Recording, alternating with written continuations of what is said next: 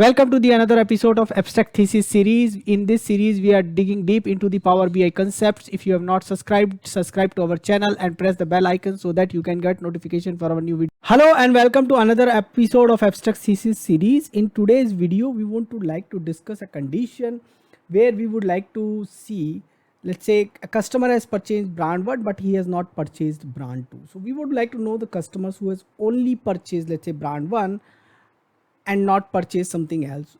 So there could be various combinations. So let's go ahead and try that out.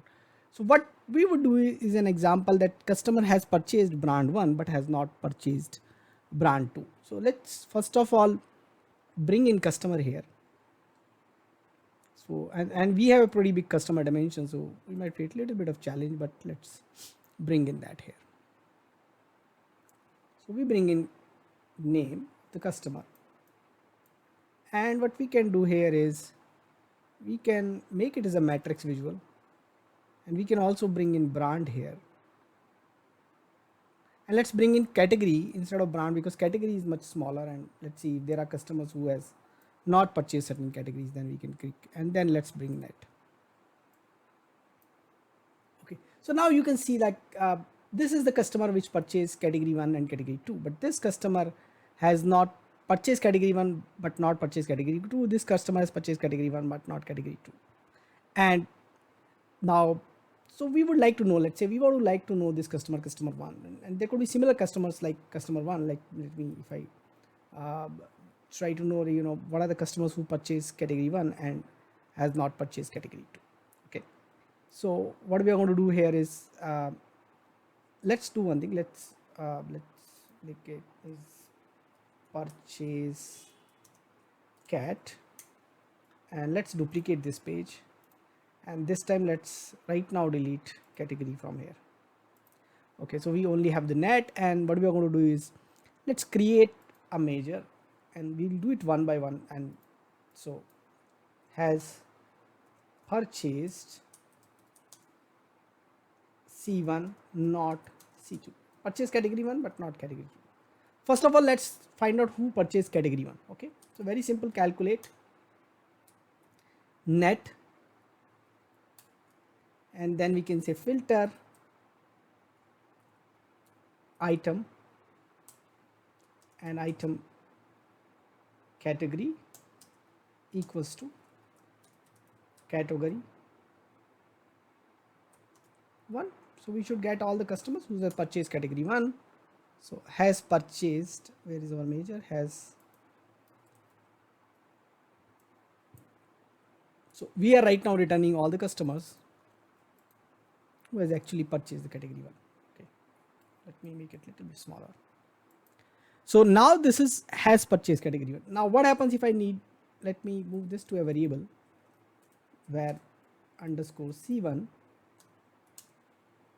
let me enter, and let me create where underscore C2, and let me make it category 2, and let me return underscore C2. Okay, so now these are the customer who's purchased category 1, the customers who purchased category 1, customer who has purchased category 2. Okay, now let's look at customer which has purchased category 1 but not purchased category 2. So if is not is blank, so who has purchased, where it is not is blank. So when something is getting purchased, it's not blank, so we say underscore C1, it's not blank but is blank. And this is, we are not considering 0 case. If you have 0 value, then we have to actually add much complicated stuff. We have to handle 0 also, but right now we are saying okay, it's not purchased. So they have purchased category 1 but they have not purchased category 2. If that's the case, then give us 1, else give us blank. Okay,